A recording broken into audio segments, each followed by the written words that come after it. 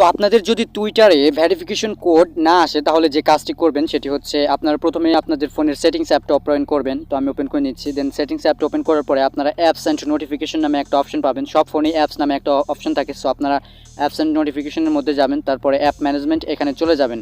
দেন app ম্যানেজমেন্টের মধ্যে আসার পরে এখান থেকে আপনারা টুইটার অ্যাপ্লিকেশনটি খুঁজে নেবেন। তো এখানে লোডিং হচ্ছে, আমার ফোনের অ্যাপ্লিকেশনগুলো এখানে শো করবে। সো এখান থেকে আপনারা টুইটার অ্যাপ্লিকেশনটি খুঁজে নেবেন। তো এখানে আমি টুইটার অ্যাপ্লিকেশনটি খুঁজে নিচ্ছি, এই যে টুইটার অ্যাপ্লিকেশন। দেন টুইটার অ্যাপ্লিকেশনটার মধ্যে আসার পরে এখন আপনারা যে কাজটি করবেন সেটি হচ্ছে এখানে দেখতে পাবেন যে পারমিশন নামে একটা অপশন আছে, এই যে দেখতে পাচ্ছেন পারমিশন। সো আপনারা পারমিশনটার মধ্যে চলে যাবেন।